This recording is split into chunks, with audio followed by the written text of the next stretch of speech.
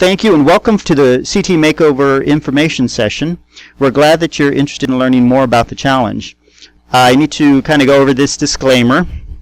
It's long and drawn out, but I need to go through it just to make sure we're all on the same page.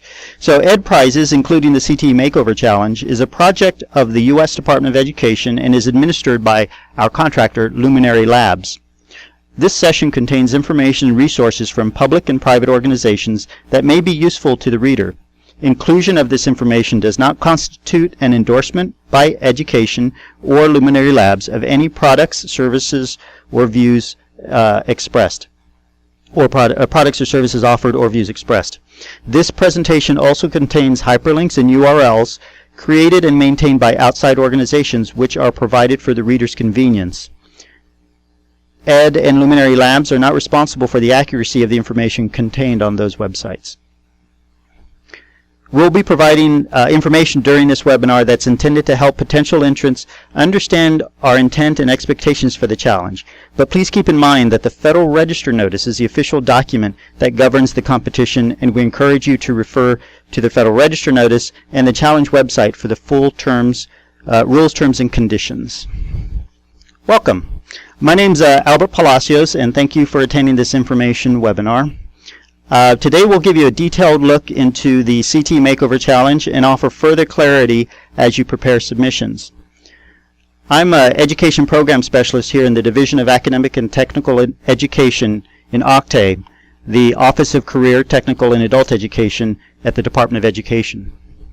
As a former Career and Technical Education, or CTE, student, I know the tangible benefits that CTE has to offer.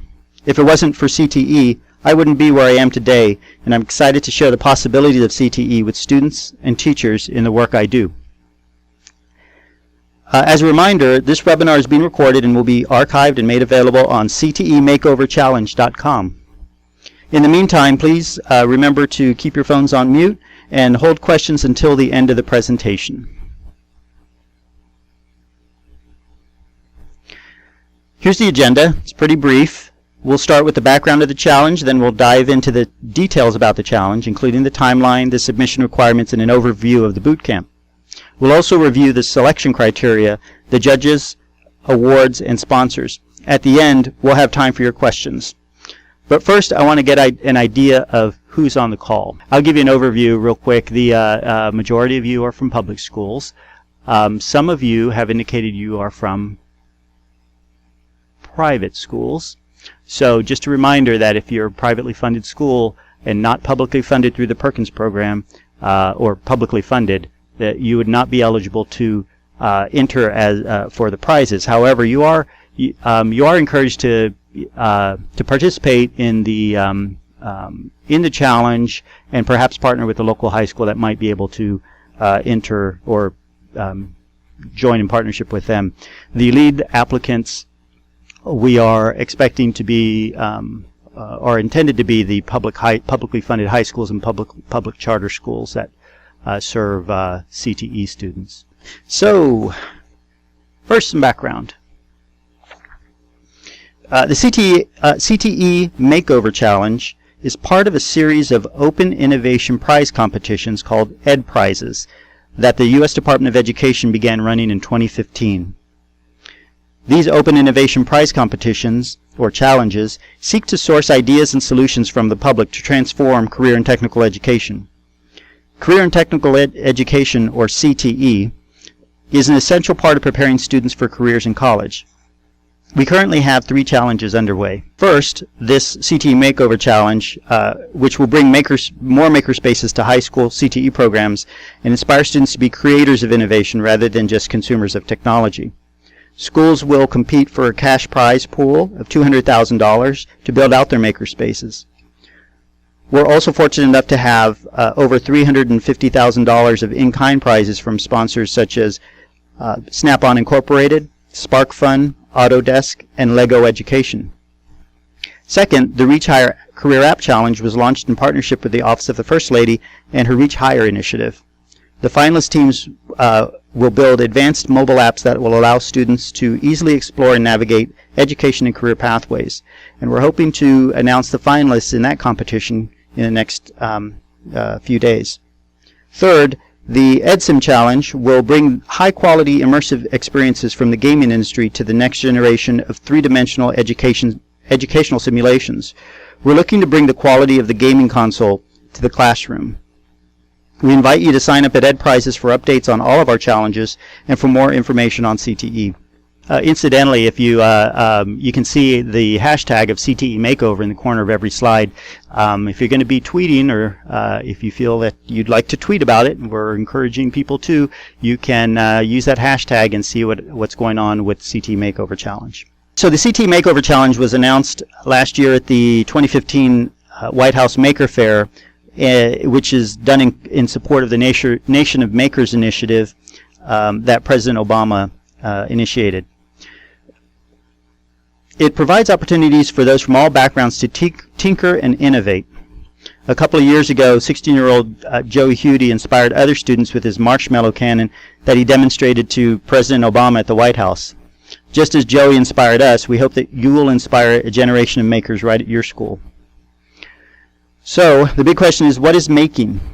There are a lot of definitions of making. For the purpose of this challenge, making is a hands-on learning approach that encourages students to imagine, create, and tinker through the process of manufacturing, testing, and demonstrating their ideas. So the makerspace is an environment or facility that provides resources, materials, and equipment for students to conceive, create, collaborate, and learn through making. We are thrilled to work with the White House Office of Science and Technology Policy, as well as other federal agencies, on the CTE Makeover Challenge. So let's get into more detail about the challenge. The challenge. Okay. So the U.S. Department of Education is inviting high schools to enter the CTE Makeover Challenge by submitting a design for a CTE makerspace.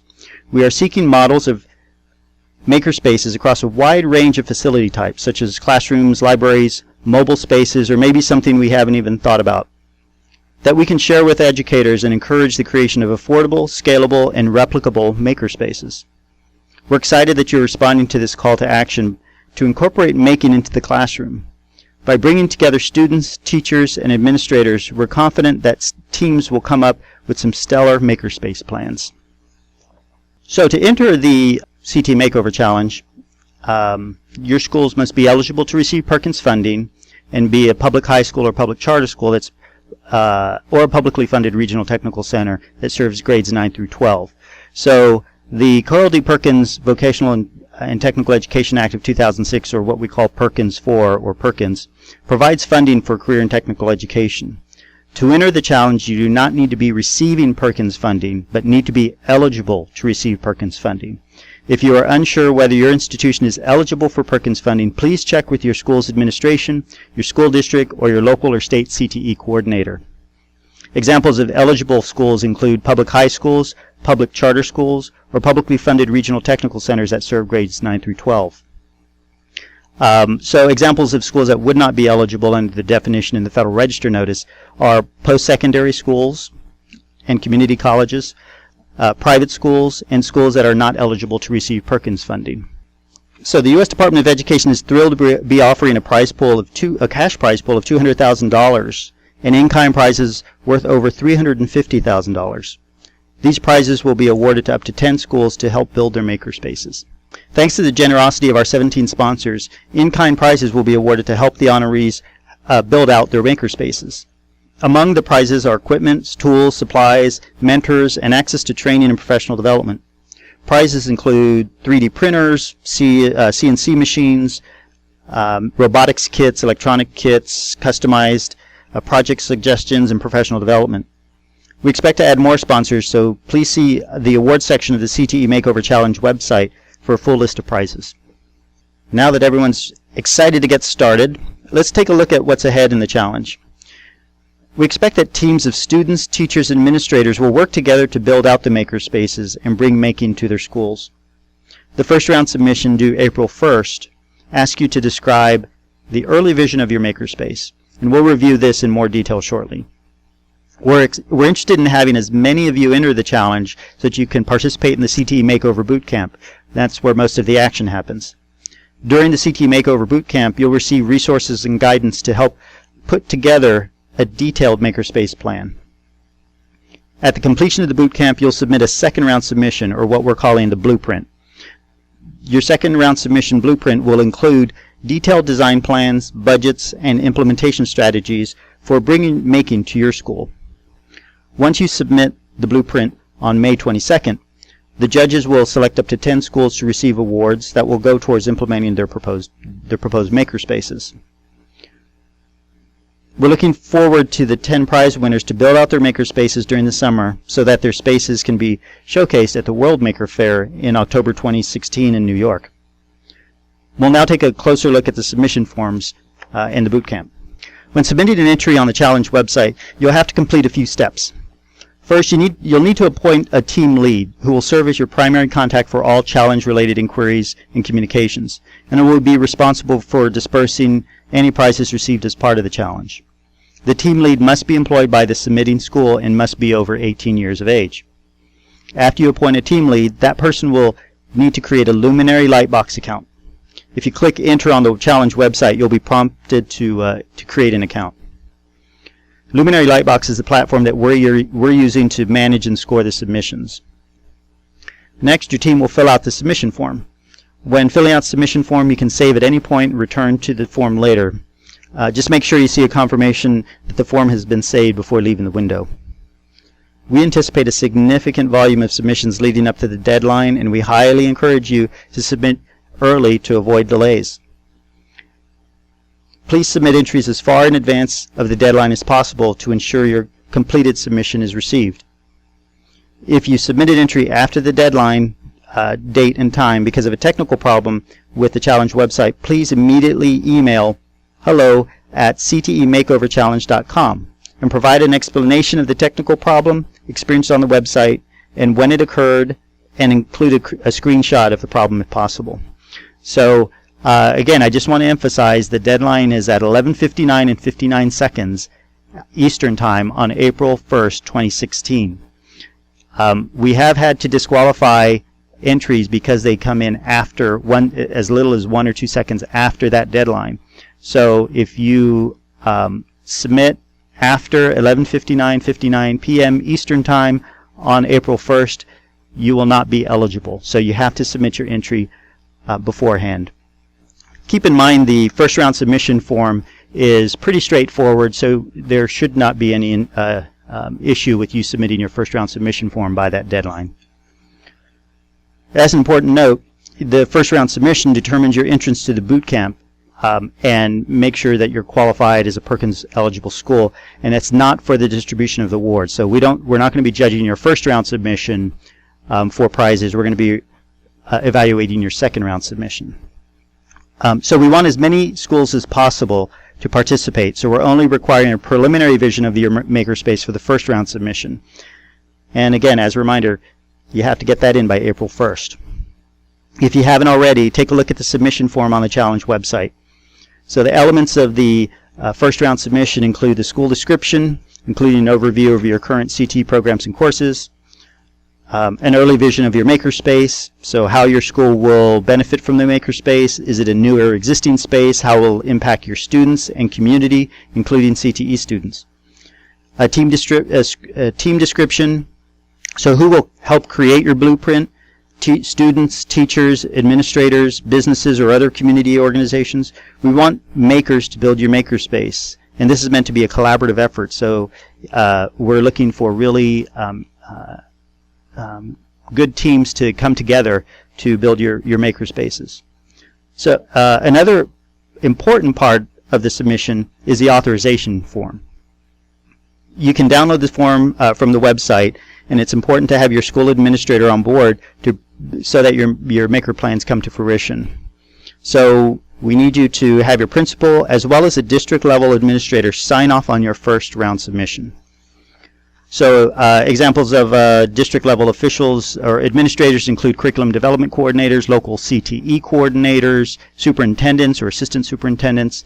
So someone at the district level should sign off on your first round submission. You have the option to share images of current space that you want to transform or renovate, as well as images of your images of your future makerspace if you have a design in mind.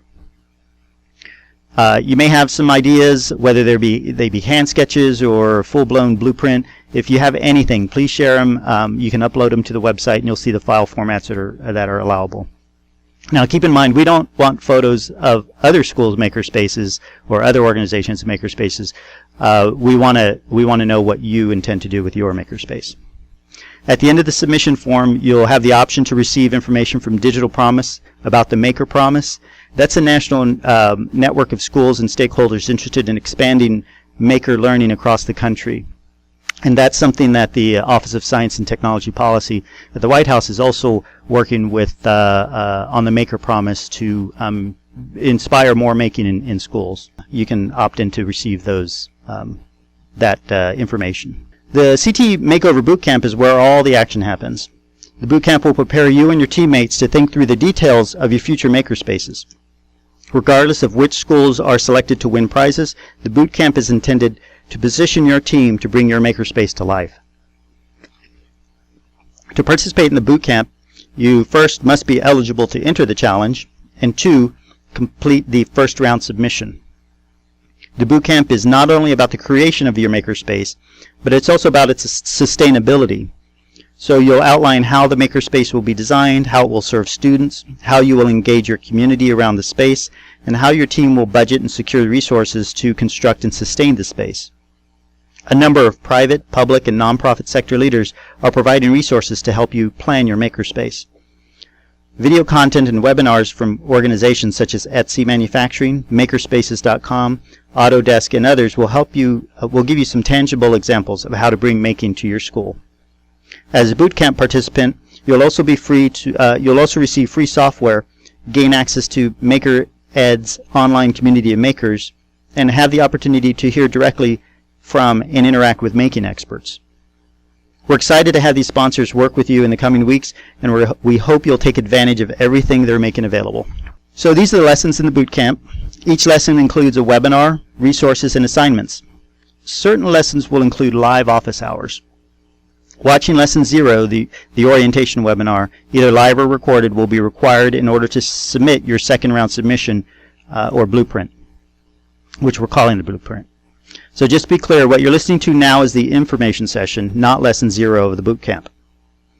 So you'll be required when Lesson 0 is released that you'll be required to view that and show evidence that you've reviewed that webinar in order to submit your blueprint submission at the second round. Beyond the orientation webinar, you can select which lessons to complete based on your specific interest and needs. Bootcamp lessons, including links to the webinar, videos, and other materials, will be posted on the challenge website on the first day of the bootcamp. Lessons will be available on demand, and you can participate in each lesson at your convenience. You are welcome to divide and conquer the lessons among your team members as well. All bootcamp lessons will be made available through the challenge website. Office hours will be conducted live, and information will be provided to the team lead for those. Lessons 1 through 5 will cover topics to assist you with the development of your second round submission or your blueprint. So the second round submission, or we'll call it the blueprint submission, consists of your detailed makerspace plan. There's a series of questions and a space to upload your design, and there's a final checklist on there. So regardless of who wins, the process of putting together the blueprint will help you build and sustain your makerspace. The judges will evaluate your blueprints and recommend up to 10 prize winners.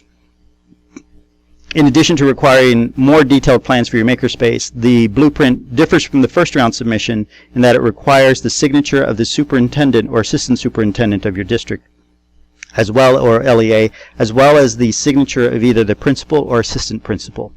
So we want to make sure everyone's on board with this when you submit it. So now let's focus on our panel of judges. So this is how we'll be evaluating the submissions. We'll take a look at the criteria the judges will be using to score your submissions. The judges will use the 5 criteria published in the Federal Register notice that are on the screen and evaluate how innovative, replicable, multifunctional, feasible, and sustainable your makerspace blueprint is. This evaluation will be the basis for selecting the 10 prize winners. The first 5 selection criteria will be evaluated and weighted equally. They're worth 20 points each for a total of 100 points. In addition, a bonus criterion, addressing need, will be worth 5 points. So in total, it's possible for each submission to earn up to 105 points. For details on each of the criteria, please take a look at the challenge website and the Federal Register notice. Whether you're designing a makerspace for an urban school or a rural school, we want to see that you're designing to meet your specific needs and are addressing your local economic constraints and conditions. We urge you to think creatively. You could rethink a library, shop space, or common area, or build a mobile maker cart that travels from classroom to classroom, or even a mobile makerspace that travels from campus to community. Whatever your idea is, we want to see it. We hope that your submissions will inspire an entire nation of schools to leverage the power of CTE and the mindset of making to deliver teaching and learning experiences that engage students in environments that allow them to innovate, design, and create that next big idea. So those are the criteria our judges will be using, so let's meet the judges. We have a great group of judges representing a wide range of fields that focus on making. First, we have Kip Bradford, a research scientist at MIT Media Lab. Kip co-founded the National Maker Faire and the first Community Maker Faire in Rhode Island. He serves on nonprofit boards including the Maker Education Initiative and is on the tech advisory board of Make Magazine. Next, we have Brent Bushnell, CEO of 2-Bit Circus, an experiential entertainment company. Most recently, 2-Bit Circus launched STEAM Carnival, which combines high-tech entertainment with hands-on projects to inspire kids about science, technology, engineering, art, and math. Previously, Brent was the on-camera inventor for the ABC show Extreme Makeover Home Edition. Kristen Fonticerio is a clinical assistant professor at the University of Michigan School of Information. In addition to her work as faculty founder of the Michigan Makers Project, she leads Making in Michigan Libraries Project, a multi-year professional development initiative to engage librarians, educators, troop leaders, and civic leaders in leveraging the maker movement to fill local needs, primarily in rural and underserved communities. MIT engineer Limor Ladieta Fried is the founder of Adafruit, a company that creates products for makers of all ages and skill levels. Limor was the first female engineer on the cover of Wired magazine and was recently awarded the Entrepreneur magazine's Entrepreneur of the Year. As Vice President of Marketing at Snap-on Incorporated, Yvette Morrison is responsible for marketing, communication programming, including event marketing, advertising, promotional development, public relations, and market analysis and marketing functions. We also have Dr. Bart Rocco, Superintendent of the Elizabeth Forward School District in Elizabeth, Pennsylvania. Last year, Dr. Rocco was awarded the Distinguished Educator Award from the Tri-State Study Council and the University of Pittsburgh. He was also the recipient of the 2014 Outstanding Educator Award from the Elizabeth Forward Alumni Association. Finally, we have Ahmad Shawal, a student at the University of Virginia and the president of his class. Ahmad served as national president of Skills USA from 2014 to 2015, leading over 360,000 CTE students nationwide. Ahmad was recognized as a CTE innovator at the White House's celebration of CTE last June. He had the opportunity to demonstrate a 3D chocolate printer at the White House, and he also got a selfie with Michelle Obama. So we received a few questions related to the submission license in the rules, terms, and conditions. So for those not familiar, we're referring to the following language, that each entrant retains title to and full ownership of their submission. The entrant expressly reserves all intellectual property rights not expressly granted under this agreement. By participating in the challenge, each entrant hereby irrevocably grants a license to ED and Luminary Labs to store and access information in perpetuity so that it may be reproduced or distributed in the future. So what that says, in other words, is that once you submit it to us, we may publicize or share portions of your submission to inspire other schools across the nation to integrate making and makerspaces into their schools. So this is the part that allows us to share the ideas within the maker community and with the public. So now we'll open the floor up to questions, and you can send the questions through the chat to all the panelists, and we'll answer as many as we can. So I'm going to fly through some of these questions we've already answered. So I'm going to just briefly cover them. The $200,000 and $350,000 in kind is to be distributed between the 10 schools. That's correct. The 10 schools that are the prize winners. So the boot camp is it will take place April 11th through May 22nd, and it actually is going to be virtual.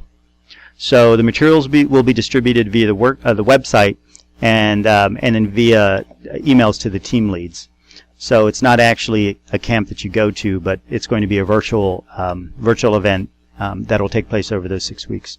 So let's see. We opened a makerspace this year. Can we submit for expansion of our programs and tools?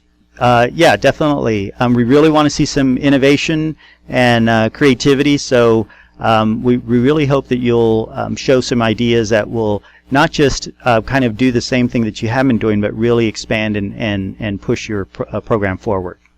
So is the $200,000 national or regional? So that's a national prize. So we have $200,000 available for all entrants. So of all of your entrants across all the entries across the country, we're going to pick 10 that actually the judges are going to select 10 and recommend those to win prizes. So the $200,000 will be divided equally across the selected prize winners. We're expecting 10 winners to be recommended. Is there an opportunity for a person representing a school district to make an initial submission in order to be allowed to participate in the boot camp? Ideally, we want a school to the high school to be the lead applicant. So perhaps if someone from the school district can work with a school or two, at least to get in the boot camp, or encourage their high schools to join and participate in the boot camp. There's nothing to restrict someone from the school district to participate in the boot camp. We definitely are hoping that there would be many people from school districts that would be participating in the boot camp. So, but the lead applicant should be the high school. Can more than one school apply per school district? Definitely. Every high school in your district or every regional technical center in your district can apply. Or actually, it's enter. Keep in mind this is a prize competition, so we're looking for exciting entries to this, and this isn't a grant competition, so it's a little different. In the first round questionnaire, it asks how many secondary CTE students are enrolled in the school.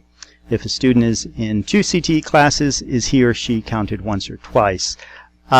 This is not a real technical. We're not doing a real technical evaluation on your student population, so we hope that you just describe your population size and what best represents your school. So I wouldn't get too caught up in the population counts, the double counting, or anything like that. So just give us a general overview of your school and how many of your CTE population and how many students are enrolled. So we want to get a general idea of how many students you're serving in your CTE programs, rather. So the bootcamp lessons intended primarily for the team lead, or would this be something the students may participate? We hope everybody will participate. So the team lead is encouraged to share the information with others. We encourage all the team members, students, teachers, administrators to participate in the bootcamp and learn more about making in schools. The optional items will a submission be at a disadvantage if they are not submitted? No, you will not be. If you don't submit a photo or a blueprint at the first round submission, your first round submission is intended just to get a general idea. So that's just to get into the boot camp phase. So if you do not submit anything on those optional fields, you can still participate in the boot camp. So there's no restriction about that. On the second round submission, however, on your blueprint, we definitely want to see those, because that's how the judges will be evaluating your project. So we definitely want to see some materials, and you'll have a few weeks to develop those. So we're hoping to have some really good visual materials and multimedia materials that are uploaded to the site with your entry. So the original challenge email stated the challenge was open to grades 7 to 12. Stated the entrance must serve 9 to 12. Please clarify. Sure. So this is a question that we've been getting quite a bit. And this is about middle schools. If your middle school is eligible to receive Perkins funding, then you would be eligible to participate in the CTE Makeover Challenge. We're focusing this on high schools, And but if there's a middle school that's eligible for Perkins funding, you can check with your local district or CTE administrator, and they can tell you. If you have a question, let us know about that and send a question, or you can contact your state CTE director. So there are middle schools that are eligible. So check, but it may vary from state to state. So check with your local or state CTE coordinator to determine if you are eligible to receive Perkins funding. So that's the key decision. If you're eligible to receive Perkins funding, then you are eligible to participate in the challenge. If you find out that you're not eligible to win a prize, you're still welcome to join and participate in the boot camp, because there's nothing in the boot camp that is specifically restricted to high schools. If you're a middle school and would like to expand or create your makerspace, feel free to participate in boot camp. So someone else asked, does optional really mean optional? Yes. So for the first one, again, we really wanted to make the first round submission very easy to submit, so that we can get as many schools involved in the boot camp as possible. So we are really wanting to engage as many schools as possible, as many teachers, administrators, students as possible in the boot camp phase. So we are making that kind of the application process, or the entry process for the first round submission, relatively easy, so that you really don't need to submit a lot or put a lot of work into that first submission. But once you go through the boot camp, we're really looking for some good high quality submissions after the boot camp phase. So it says, will each of the winning schools be limited to $20,000, or will the award depend on the cost of the plan? So if you, in the Federal Register notice, it says that there's a prize pool of $200,000 that will be divided equally amongst the prize winners. Now we're anticipating to award to 10 prize winners, so that would mean that each prize winner would get $20,000. So that's the expectation at this point. So that would be $20,000. So if you propose a project that it costs $150,000, then the $20,000 can go to it, but towards that, but it's not needed to,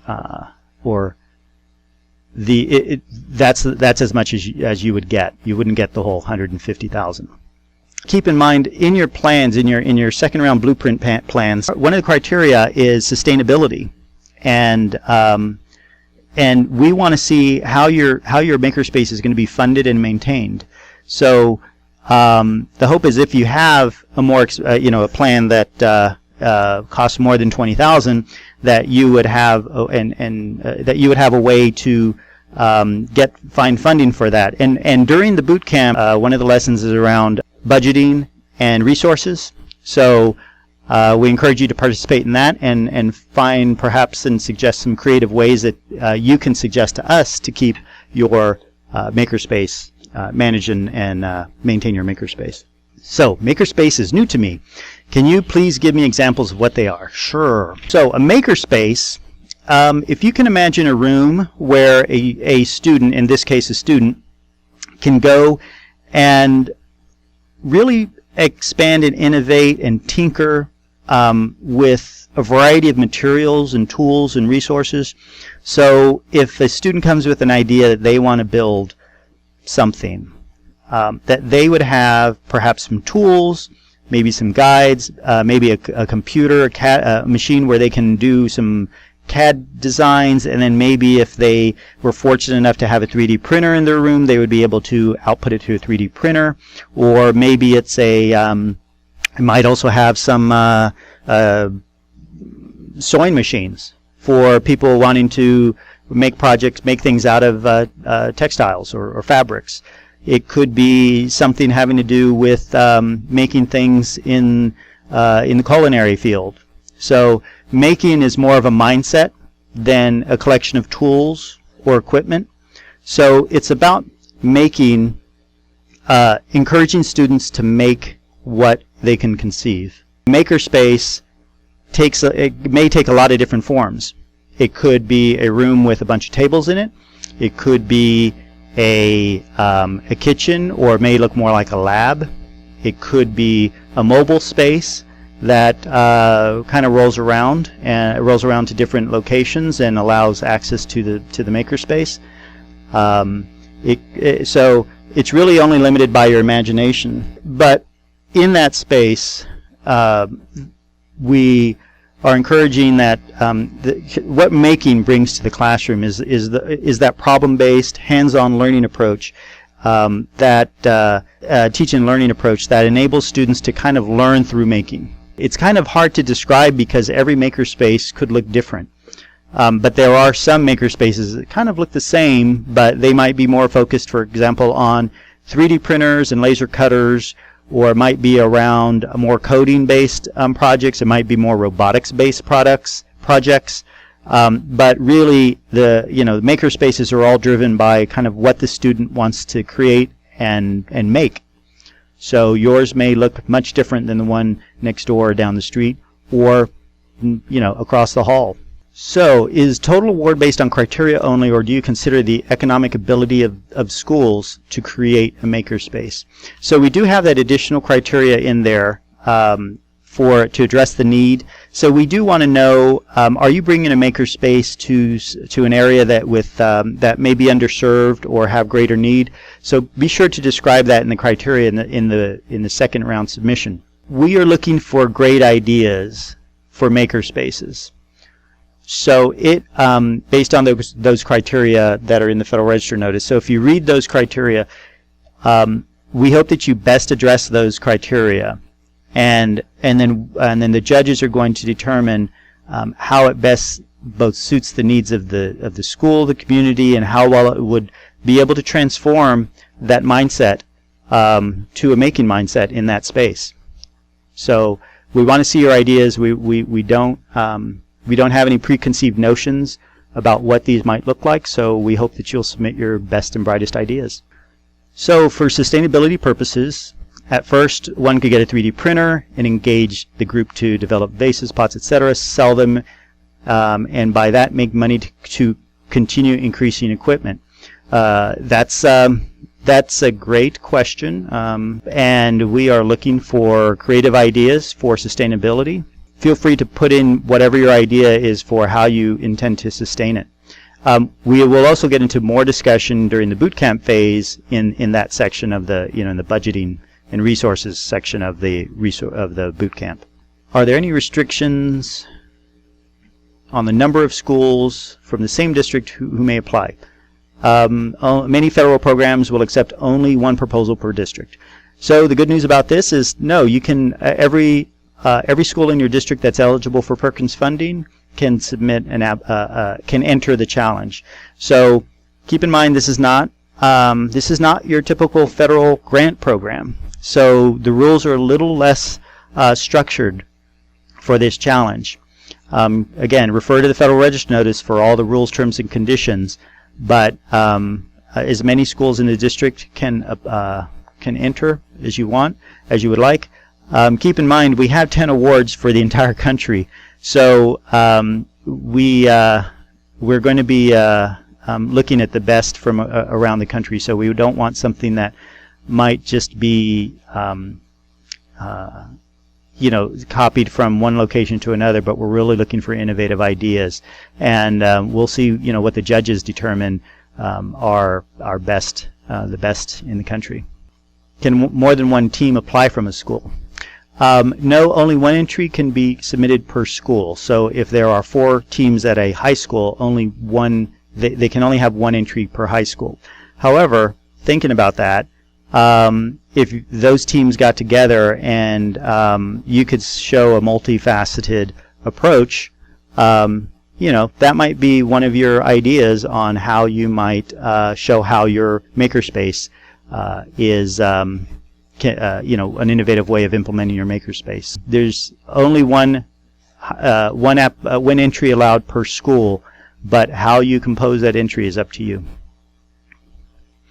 How much detail is needed in our plan for the first round? Again, not too much. I mean, we definitely want to hear your vision. We want to get an idea, but we are looking to get as many schools as possible into the boot camp. So we want to get your idea, but we know that you might not have a lot of it fleshed out yet. So that's what the boot camp phase is for.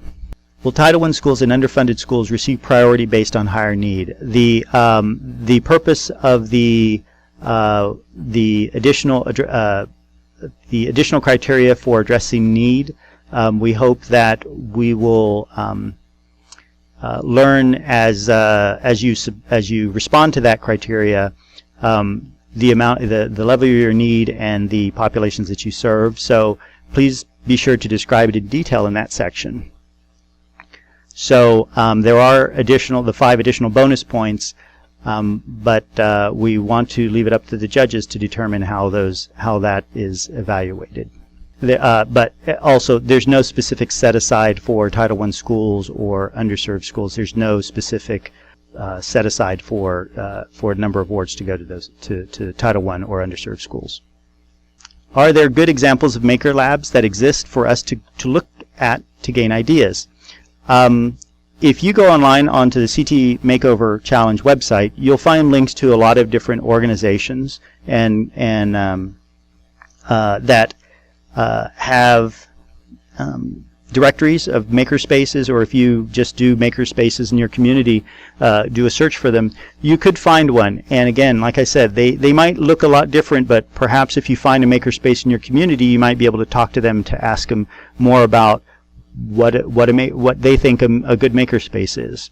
And we encourage you to connect with other makers in your community, both with schools and libraries, museums, other organizations, companies, local employers, because there might be a lot of there are probably makers in your community that you can connect to, and maybe they can even help you on your entry. So we encourage you to reach out and look for in your local community. Also look online, and you can find some great resources. One of our judges, Kip Bradford from the MIT Media Lab, the MIT Media Lab has some great resources. They're all over their site, so it's hard to point directly to them. But I encourage you to go to places like MakerEd online, and they, I believe, have some directories that you might be able to access of makerspaces. Is there a list available of the services, resources that sponsors provide in kind? Am I understanding correctly that our proposal will need to include these services or resources? No, you do not. We are not going to be judging it on whether or not your your entry includes the tools and resources that are being made available by the sponsors. So, for example, I'll take Snap-on Tools Incorporated, or Snap-on Incorporated, who offered and donated tool sets to the 10 winning schools. You do not have to describe how Snap-on Tools will be incorporated into your makerspace. The intent is to come up with your ideal makerspace. The in-kind contributions are just kind of additional prizes that we're offering in addition to the $20,000 cash prize pool. I'm interested in learning about makerspaces. Not eligible for the award, so I guess they're not eligible to enter. Can I participate in the boot camp for learning purposes? The resources will be made available, so you can participate in the boot camp. Boot camp's going to be a lot of online resources, so feel free to review and share those as you wish.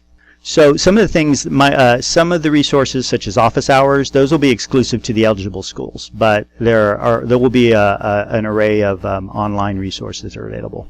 So if selected, the funds will go directly to the school or to the state education agency or local education agency. The funds will go directly to the school, and technically, our contractor, Luminary Labs, will be issuing the funds directly to the entering school. So this doesn't go through the state or through your local LEA. Is our school district required to input a certain amount of funding into the project? No, but if you can get them to, that's even great.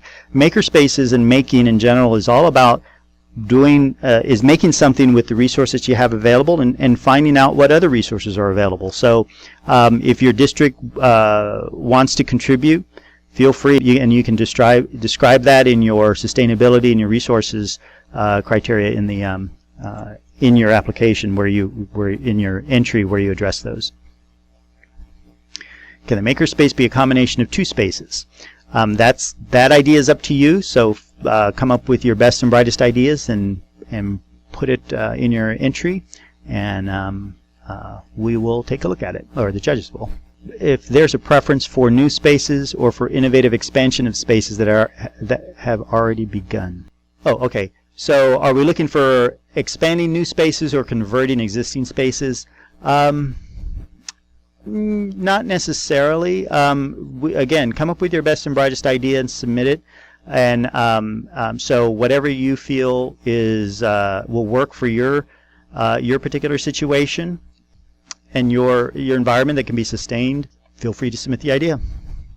So yeah, we want whatever ideas you want. I mean, whatever ideas you can come up with. And is the funding for only for CTE type spaces, or can more types of equipment and projects be a part of the plan or design? When you think about CTE type spaces and the equipment that's in there, and you look at maker spaces, oftentimes you'll see a lot of the same equipment. So keep in mind the primary purpose of this challenge is to serve CTE students. So after you serve, or in addition to serving CTE students, we hope that that equipment and that space would be available to others. And in doing that, your makerspace will be the CTE space. Is the primary focus of the program on granting additional maker opportunities for students, or is there an emphasis on granting access to community members? Again, that's part of your plan. Do we want to? We definitely want to have CTE students engaged in the makerspace. If you can engage students that might not be in CTE in the makerspace, you can do that as well. If you can engage members of the community, that's also obviously you have your local constraints and conditions to address, but we're looking for creative ideas on how you can serve as many people as possible. Again, we don't necessarily, the number of people you serve is not as important as the quality and concept around the makerspace. If we want to see how you're going to affect that mindset and convert from consumer to creators. And just as a reminder, the first round submission is just to get in the door, just to get into the boot camp of the challenge. Now you must submit a round one first round submission in order to submit a second round submission. So, and first round is we're going to take a look at that, and we'll do an evaluation of your eligibility to ensure that you are eligible for that second round submission. So that's something we'll be verifying after your first round submission. And if you're not, if you're just doing it to get into the boot camp, you just understand that you wouldn't be eligible to compete for a prize, but you would be deemed eligible to participate in the boot camp. Again, some of those, if you're not eligible to participate in the boot camp, you might not have access to some of the things like office hours or some of the expert, if there's any other expert one-on-one services. So one last question, we're about to close now, but last item in your chat, if you can just tell us how you heard about the challenge, and who you heard of, who you heard it from, where you heard it, where you saw it. We'd be really interested in hearing more about that. So I think we're out of time. I'm happy to stay on the line for a little bit longer if there are any other questions on the phone. Sure. So the question is, when would this archived recording be available online? We're hoping to have that up as soon as Monday, and we'll get that up as soon as possible. Well, yeah, you'll be able to view it on ctemakeoverchallenge.com on the challenge website. It'll be made available on that site. Thank you very much to everyone who connected, and we're really looking forward to see what creative ideas you're able to you submit. And we look forward to receiving your first round submission. Remember, it's due April 1st at 11:59 and 59 seconds Eastern Time. So for help on anything regarding either this webinar, or any other questions regarding the Makeover Challenge, please submit them to hello@ctemakeoverchallenge.com. And if you're going to tweet, we hope that you use CTE Makeover hashtag. And thank you for joining us, and we look forward to reviewing your submission. So good luck, and thank you very much.